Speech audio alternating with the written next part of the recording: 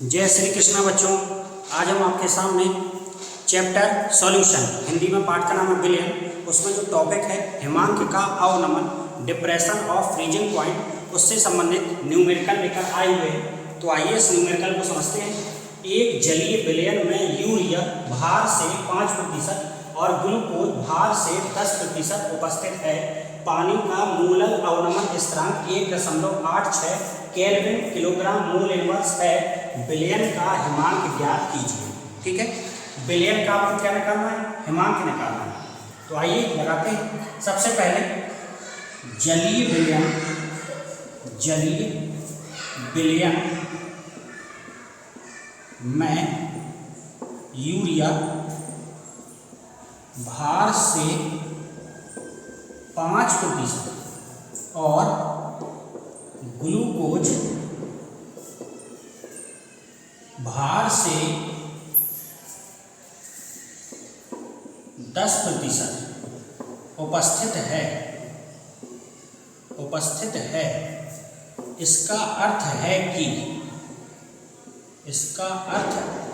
आप लोगों को जरूर बनना चाहिए, इसलिए हमने इसको लिख के समझा रहे हैं कि इसका अर्थ है कि प्रतिशत का मतलब होता है 100 और ये लिखा हुआ है भार का मतलब होता है ग्राम से।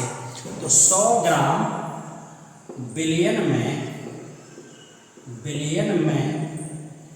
यूरिया कितना है? 5%।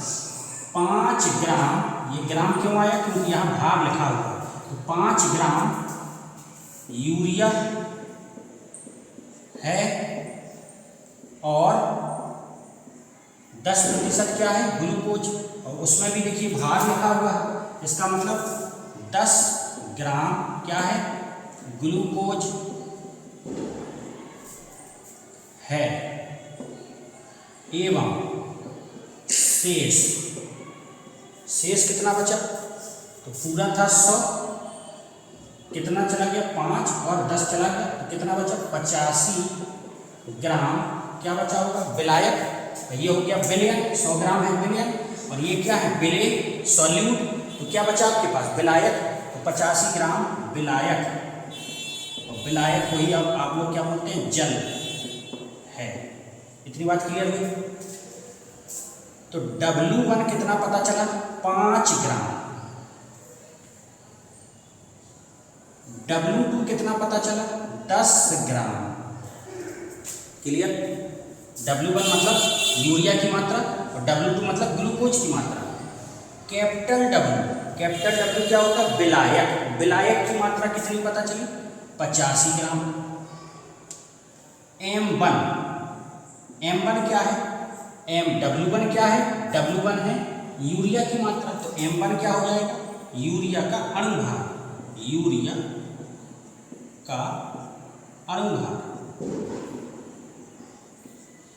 M1 बराबर, तो यूरिया का जो सूत्र होता है वो क्या होता है?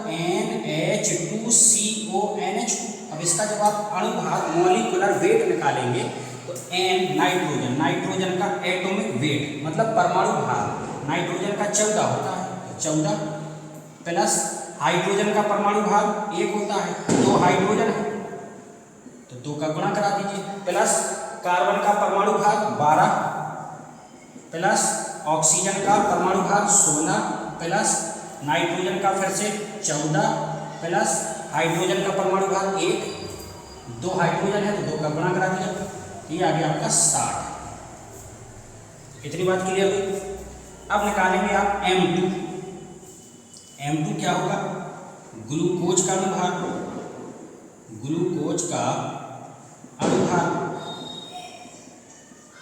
M2 बराबर ग्लूकोज का सूत्र क्या होता है? C6H12O6।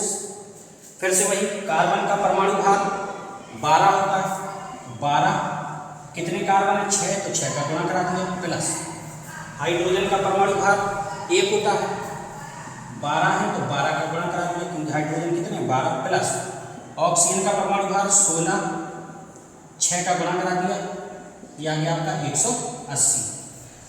इतनी बात क्लियर हुई? इसके बाद N1 क्या है बच्चों? N1 है मोल। किसके मोल? यूरिया के मोल। ठीक, तो n बराबर सूत्र क्या होता है W/m, n1 बराबर हो जाएगा W1/m1। ये हो गया मोल, ये हो गई मात्रा, ये हो गया अणुभार। तो W1 कितना है आपका 5 है, m1 कितना है आपका 60 है,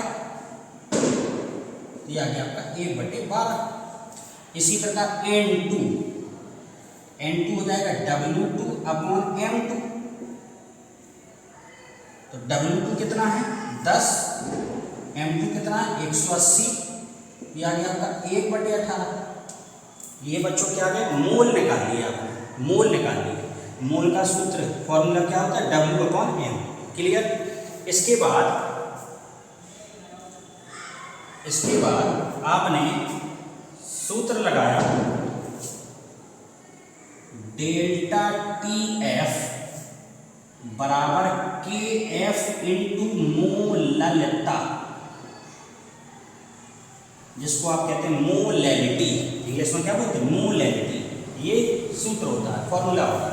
अब देखिएगा डेल्टा TF इक्वल KF का मान दिया गया, देखो मोलर अवनमन स्थिरांक कितना दिया 1.86, तो रख दिया 1.86। मोललता का सूत्र क्या होता है, मोललता बराबर होता है मोलों की संख्या विलेय के मोल अपॉन विलायक का किलोग्राम में भाग, ये सूत्र होता है। तो मान रखना है तो मान रखिए 1.86 गुणा विलेय की मूल, विलेय की मूल क्या होगा n1 + n2 अपॉन विलायक का किलोग्राम, W चाहिए इसमें किलोग्राम। क्लियर।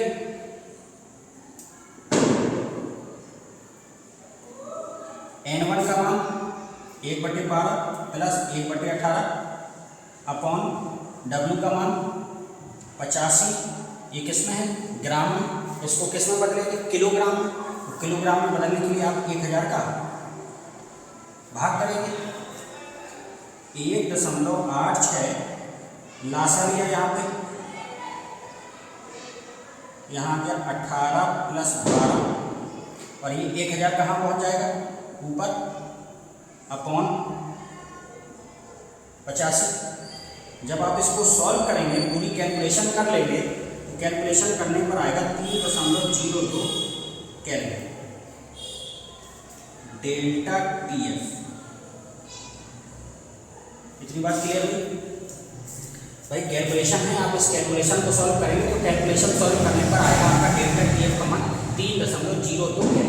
अब ये जो डेल्टा TF है इसको बोलते हैं हिमांक में अवनमन, या इसी को कह सकते हैं हिमांक में कमी, हिमांक में कमी।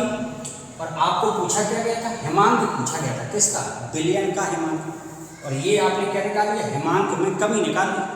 तो इसका मतलब पहले क्या होगा विलायक, जिसको आप लोग बोलते हैं सॉल्वेंट, विलायक। विलायक में आपने कोई पदार्थ मिलाया तो क्या बन गया विलयन। तो पहले क्या था, पहले था विलायक, फिर जब कोई पदार्थ मिला दिया तो क्या बन गया विलयन बन गया। तो ये क्या है हिमांक में कमी।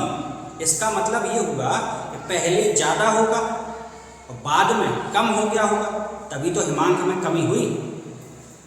इसमें कोई कन्फ्यूजन की बात नहीं है। अगर आपको जानकारी ना हो तो डेल्टा TF हमने आपको बताया क्या है, हिमांक में अवनमन, इसका मतलब हिमांक में कमी। हिमांक में कमी का मतलब क्या है, पहले आपके पास क्या है सॉल्वेंट विलायक, ये हो गया आपका विलायक, ठीक है। इसमें जब कोई पदार्थ मिला दिया तो क्या बन गया विलयन बन गया, ठीक है, ये विलयन बन गया। अब जब ये आपने पढ़ा हिमांक में कमी, कमी का मतलब पहले ज़्यादा होगा बाद में क्या हो गया कम। तो पहले कौन था विलायक, तो विलायक का हिमांक ज़्यादा था और ये बन गया विलयन, विलयन का हिमांक क्या है कम है, तभी तो हिमांक में कमी हुई। तो यहाँ देखिएगा इस डेल्टा TF को आप ऐसे लिख सकते हैं, delta TF equal T0F minus का TF टी नॉट लगाने से ये रिप्रेजेंट करने लगा, ये प्रदर्शित करने लगा कि ये आपने विलायक का हिमांक लिखा है, विलायक का हिमांक। क्योंकि टी नॉट 0 ऊपर लगाने से ये पता चलता है कि ये शुद्ध है, और शुद्ध क्या होता है? विलायक। तो ये विलायक का हिमांक हो गया और ये विलयन का हिमांक। घटाया क्यों है ये आपको क्लियर हुआ? विलायक का हिमांक ज़्यादा था और विलयन का हिमांक कम था, तभी तो हिमांक में कमी हुई। अब देखिएगा डेल्टा टी एफ का मान आपने निकाल लिया है 3.02 यहाँ से ये, और विलायक, विलायक मतलब जल, और जल का हिमांक कितना होता है? जल कितने पर जमता है, जमना चालू हो जाता है? 0 पर। तो जल का हिमांक कितना हो गया? 0। क्लियर। अब इसको आपने किस में रखा है? केल्विन में रखा, सही है ना? इसको किस में रखा है? केल्विन में। तो ये जो 0 हिमांक होता है 0 डिग्री सेंटीग्रेड, और केल्विन में बनाने के लिए उसमें 273 जोड़ेंगे, तो ये हो जाएगा 273 केल्विन माइनस का टी एफ, पक्षांतर कर दीजिए तो टी एफ बराबर 273 माइनस का 3.02, तो टी एफ बराबर 269.98 केल्विन। ये हमारा फाइनल आंसर आ चुका है। बच्चों एक बार फिर से देखिएगा, इसमें अगर आपको कोई दिक्कत हो, समझने में कन्फ्यूजन हो, तो देखिए हिमांक में कमी, तो पहले हिमांक मतलब विलायक का हिमांक माइनस विलयन का हिमांक, बात क्लियर हो? विलयन का हिमांक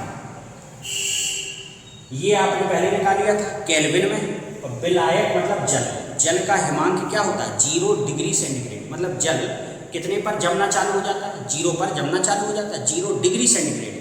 केल्विन में बनाने के लिए 273 जोड़ दिया, तो ये 273 केल्विन आ गया।